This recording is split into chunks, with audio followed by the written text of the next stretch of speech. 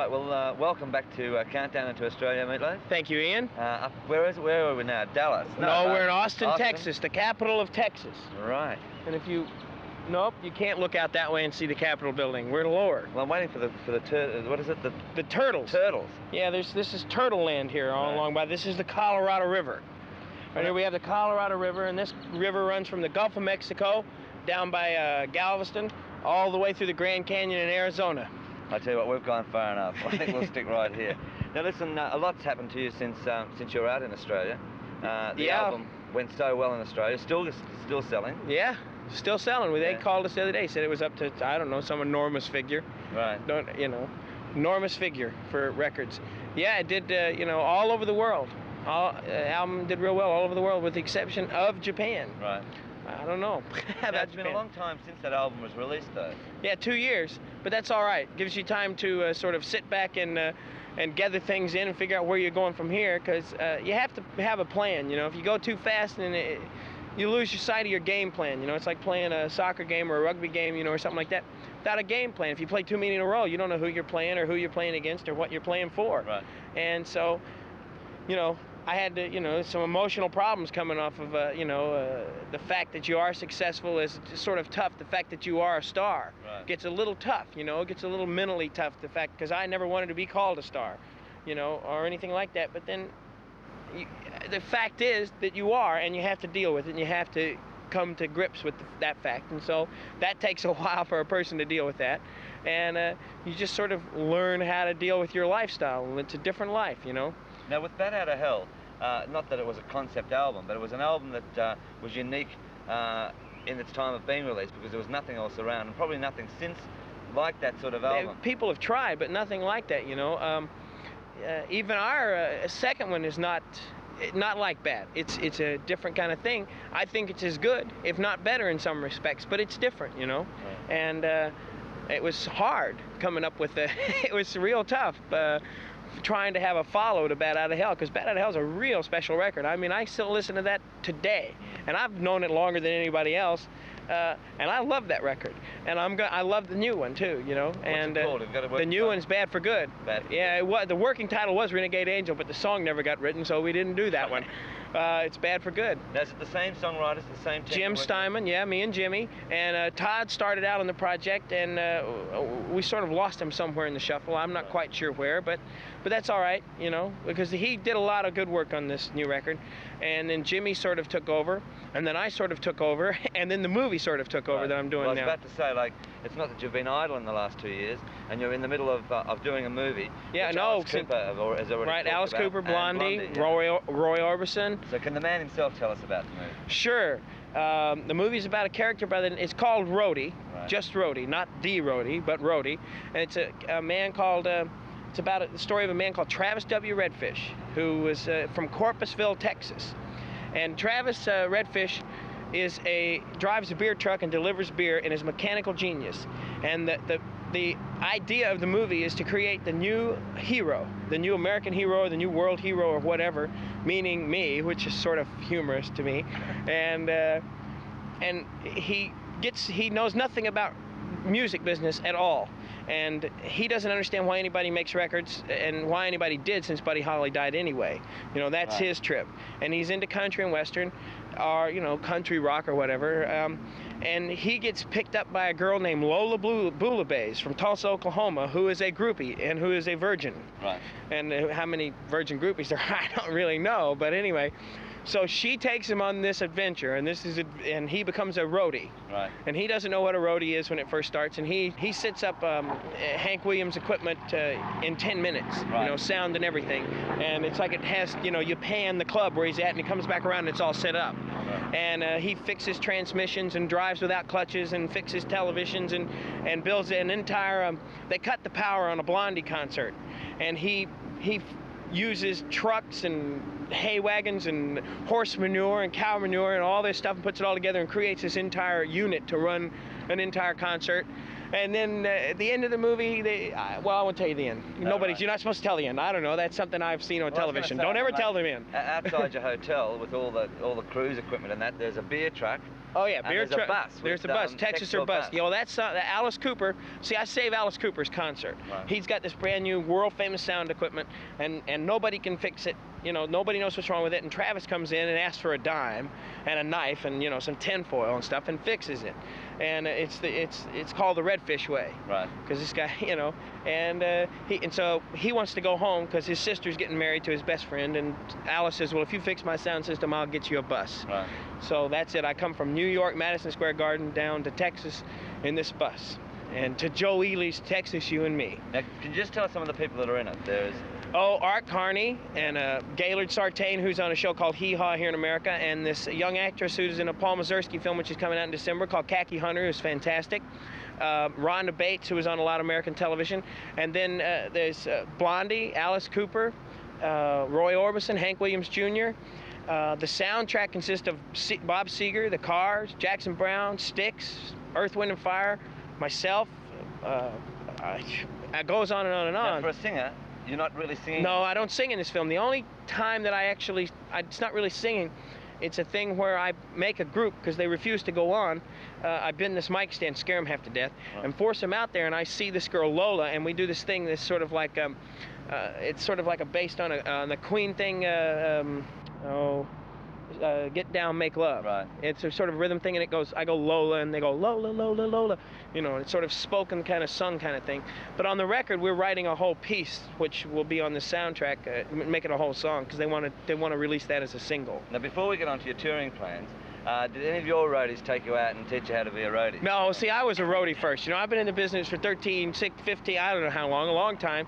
And I started out, you know, as a lead singer, and you run the sound, you know, from where you stood, and you run the lights by pushing on the things on the floor.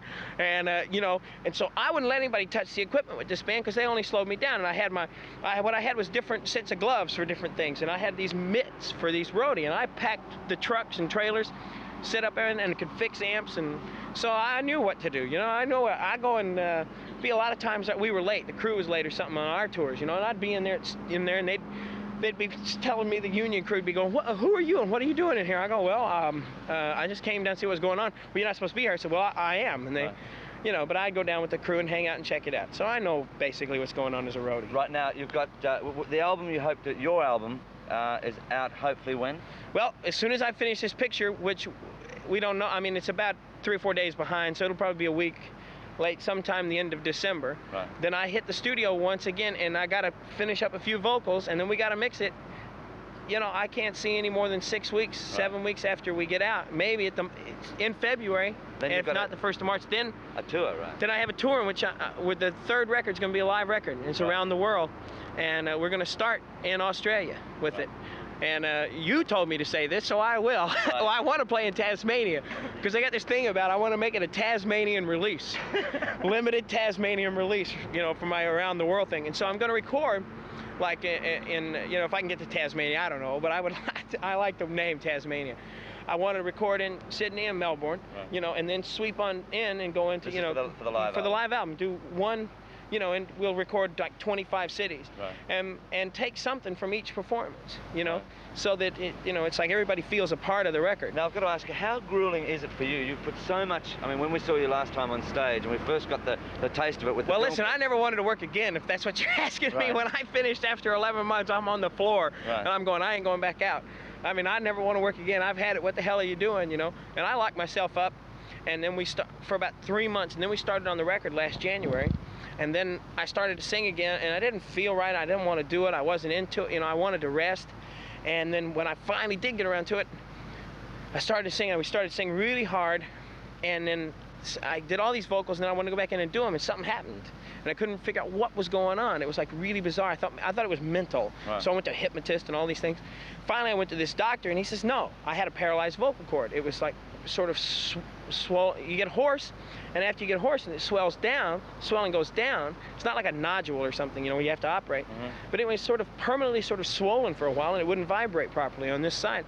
So he said rest. And so in that period of time, I had, you know, the late 60s, you know, because Joplin and Hendrix and all those people came out of there. To me, it wasn't rock and roll. We were talking about 30s relationships, you know, which is cool to sing about if you're Andy Williams. I'm not putting down Andy Williams, or if you want to do that, that's fine. But don't put the tag on it rock and roll, because rock and roll, you know, is that whole energy, that fever, and you know, it's got. Meat Loaf Part 2, and I promise you won't talk as much this time, Michael. It's not true. Right. Well, yeah. And it was real boring, and I got tired of it. I got out, you know, I got completely out of the music, and went into theater in New York. Well, theater seemed to have a lot. I mean, like you had sort of Jesus Christ Superstar, yeah, Godspell. But I don't consider that rock and roll either. You know, that wasn't really rock and roll. I mean, that was sort of rock beat. You know, I had, you know, the 4/4 drums, you know, going on it, but it wasn't really rock and roll. And then all of a sudden, people like Bob Seger and Bruce Springsteen, and people like that just sort of kept pushing at it. And the Who kept pushing at it, and the Stones kept pushing at it. And this resurgence started, and that sort of, you know, it sparked some people, you know, it sort of sparked myself. And I said, well, there you go. Let's go get it. Let's go do some rock and roll, you know. And then Tom Petty, and then all of a sudden we got into the, you know, which sort of left the entire sort of industry, and like going, wait a minute, what's going on here? You know, there's some talented people who did. Donna Summer, for one, who is a real good singer, real talented, and she's not going to do disco on the next record. She's going to start singing, you know, and that's what Donna Summer's going to do, and I think that's great, you know. And there was some legitimate acts, you know, but most of it there was no real artist, and they didn't sell. They didn't sell through, and now that period's sort of going over, and I really like that, you know. And there's a lot of people now. Tom Petty, and you know, a whole lot of people. You were naming some other people, you know, out of Australia and things like that. And we're coming back around. And I think that, you know, you know what I mean. Go ahead and guns blazing, because James Caan's not going to go into a bar, or Warren Beatty's not going to go to a bar and smash over his head with somebody with a beer bottle. Give me a break, you know. And these people that, you know, out here going to do some numbers, you know, and that's sort of what it's like, and it feels real good. Well, Police was saying last night in an interview in Houston that the energy crisis is going to have a lot to do with rock and roll. Like rock and roll will make statements that they'll have to refine themselves for the energy crisis. Yeah, I think rock and roll will make statements, but I think rock and roll, I think politically rock and roll, you know, it's like it always sort of makes statements, but Joplin and those people sort of made statements in a whole nother way, you know? I think rock and roll has to take a stand instead of make a statement. Right. You know what I'm saying? I think the rock and roll performers, separate and apart from their music, can make the political statements and control the political side of it. But I think the music itself has to take the stand instead of take the situation. Right. You know, so it's like it's going to have a lot to do with a lot of different things, you know. But I think rock and roll is always rock and roll. I mean, so you're not going to take the Stones. The Stones aren't going to start singing about President Carter. Right. You know what I mean? And I don't think that's where rock and roll should go, and I never did. Right. You know. You look optimistically at the 80s. Yeah, oh yeah. I mean, I think we're coming at it, right. And I think all, you know, the kids that are, you know, I mean, it's like I'm hoping that I'm helping someone. You know, I'm hoping that I'm opening doors and I'm like clearing a path for somebody to run right over my back. All right, well, listen, we wish you luck, and you've got so much on your plate, and we can't wait for you to come out to Australia. Oh, listen, I'll see you guys soon. All right. And tell that mother not to ask me anymore when I'm going to lose weight and give you a show, because I gave you a hell of a show last time.